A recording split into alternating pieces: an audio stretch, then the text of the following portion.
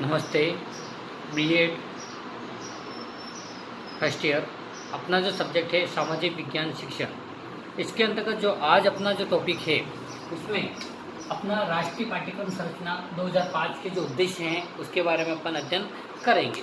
प्रत्येक योजना जो कार्यक्रम एवं पाठ्यक्रम से पूर्व जो उद्देश्य का निर्धारण किया जाता है ना, तो पाठ्यक्रम का जो मूल्यांकन किया जा सके, इसी क्रम में राष्ट्रीय पाठ्यक्रम 2005 की संरचना में पूर्व इसके उद्देश्य का निर्धारण किया गया है। और इस उद्देश्य के अंतर्गत अपन निम्नलिखित जो रूप जो समझा गया है उसके बारे में अपन अध्ययन करेंगे। इसके अंतर्गत जो पहला जो अपने बताया गया है उसमें राष्ट्रीय विकास का उद्देश्य। राष्ट्रीय विकास का जो उद्देश्य है उसके अंतर्गत जो शैक्षिक पाठ्यक्रम में जो एकता का प्रभाव और इसके अंतर्गत एकता का प्रभाव और राष्ट्रीय विकास की जो प्रमुख बाधा मानी जाती है।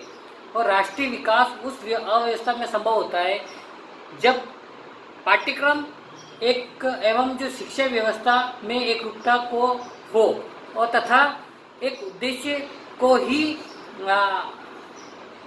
प्राप्त करने का प्रयास किया जाए।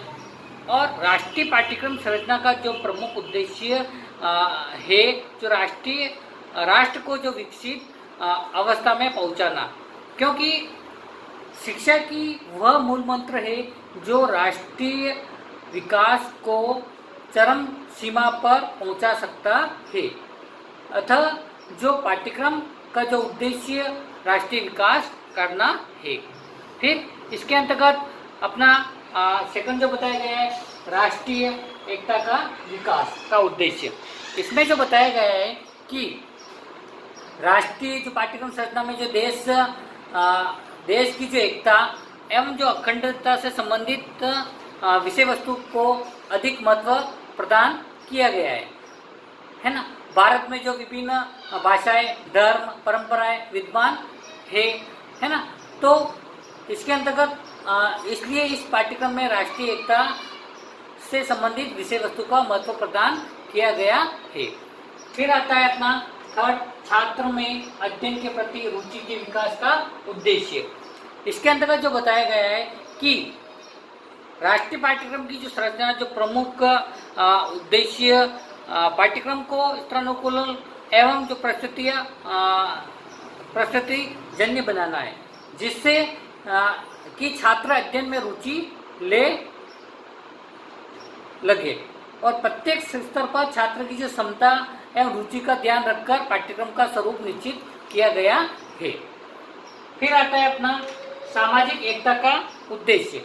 उसमें जो बताया गया है सामाजिक एकता का उद्देश्य के अंतर्गत जो सामाजिक एकता का आशय उस व्यवस्था के विकास से है जहां प्रत्येक व्यक्ति अपने अधिकार, कर्तव्य एवं स्वस्थ सामाजिक परंपराओं का पालन एवं संरक्षण करता हो।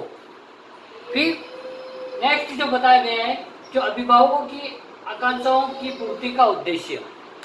अब इसमें अभिभावक के जो शिक्षा द्वारा आकांक्षाओं की पूर्ति के माध्यम से करना चाहते हैं, अर्थात प्रत्येक अभिभावक अपने बालक को विद्यालय में भेजने के बाद उससे कुछ अपेक्षा रखता है और इन अपेक्षाओं की पूर्ति विद्यालय व्यवस्था एवं विद्यालय पाठ्यक्रम पर निर्भर करती है। फिर इसी के अंतर्गत जो बताया गया है अपना मानवीय मूल्यों के विकास का उद्देश्य। मानवीय मूल्यों का इसके अंतर्गत जो बताया गया है राष्ट्रीय पाठ्यक्रम 2005 की संरचना का जो मुख्य उद्देश्य छात्रों में प्रारंभिक स्तर से ही मानवीय मूल्यों का विकास करना माना गया है, क्योंकि भारतीय दर्शन एवं शिक्षा मानवता एवं नैतिकता को महत्वपूर्ण स्थान प्रदान करती है। फिर भाषाई समस्या के समाधान का उद्देश्य। इसमें भाषाई समस्या का समाधान के उद्देश्य के अंतर्गत बताया गया है कि राष्ट्रीय पाठ्यक्रम संरचना में विभिन्न भाषा एवं मातृभाषा को उचित स्थान प्रदान कर भाषाई समस्या का समाधान किया गया है ना। तो इसमें जो बताया गया है जैसा कि भाषाई समस्या के समाधान का उद्देश्य है ना, तो इसमें भाषाई जो समस्या का समाधान के उद्देश्य के अंतर्गत मातृभाषा है ना, तो उचित स्थान प्रदान कर भाषाई समस्या का समाधान किया गया है।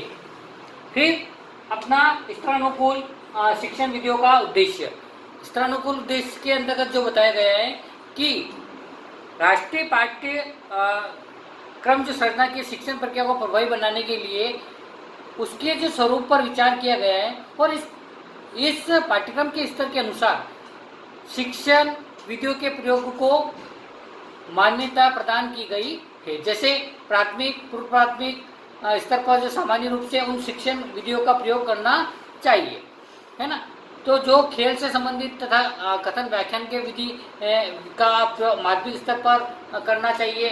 तो ये इससे स्पष्ट हो जाता है कि स्तरानुकूल शिक्षण विधि का उद्देश्य है। फिर इसी के अंतर्गत अपना प्रभावी शिक्षण का उद्देश्य, उसमें जो बताया गया है कि इसमें जो पाठ्यक्रम संरचना का जो निर्माण उपलब्ध संसाधनों एवं उनके प्रयोग की संभावनाओं पर विचार करके ही निर्मित किया जाना चाहिए, है ना। तो इसके अंतर्गत मानवीय एवं जो भौतिक संसाधनों पर पूर्ण रूप से विचार किया गया है। फिर अपना आता है इसी के अंतर्गत शिक्षकों में आत्मविश्वास के विकास का उद्देश्य। अब इसके अंतर्गत जो बताया गया है कि शिक्षकों में आत्मविश्वास के विकास का उद्देश्य, अब शिक्षक पाठ्यक्रम संरचना में क्रियान्वयन एवं उसे सफल बनाने का प्रमुख साधन है। और इसमें जो जैसा कि शिक्षकों में जो आत्मविश्वास के विकास को स्वीकार करते हुए राष्ट्रीय पाठ्यक्रम में इस तथ्य पर विचार विमर्श किया गया है ना। तो फिर आप इसी के अंतर्गत अपना आता है शिक्षण साधनों में समन्वय स्थापित करने का उद्देश्य। उसमें जो पाठ्यक्रम के निर्माण से पूर्व जो उपलब्ध शैक्षिक संसाधनों पर विचार किया जाता है और राष्ट्रीय पाठ्यक्रम संरचना में उन सभी संसाधनों के जो उचित एवं समन्वयपूर्ण प्रयोग को प्राथमिकता दी गई है, जिससे कि पाठ्यक्रम के क्रियान्वयन में कोई बाधा उत्पन्न न हो। फिर अपना आता है छात्रों के सर्वांगीण विकास का उद्देश्य। अब इसमें जो प्रायोगिक कार्यों में का जो प्रत्येक स्तर पर स्वरूप भिन्न भिन्न होता है। जैसे प्राथमिक स्तर पर सृजनात्मक स्तर को कार्यानुभव का नाम दिया गया है तथा माध्यमिक स्तर पर जिसको प्रायोगिक कार्य के नाम से भी जाना जाता है। तो इस प्रकार की जो छात्र की जो क्रियात्मक एवं सिद्धांतिक पक्ष दोनों दृष्टिकोण से सुदृढ़ बनाया है ना। फिर इसी के साथ में बताया गया है कि संस्कृति के संरक्षण का उद्देश्य। अब संस्कृति के संरक्षण का उद्देश्य के अंतर्गत जो बताया गया है कि भारतीय संस्कृति विश्व के लिए अनुकरणीय संस्कृति एवं आदर्श संस्कृति के रूप में देखी जाती है ना। तो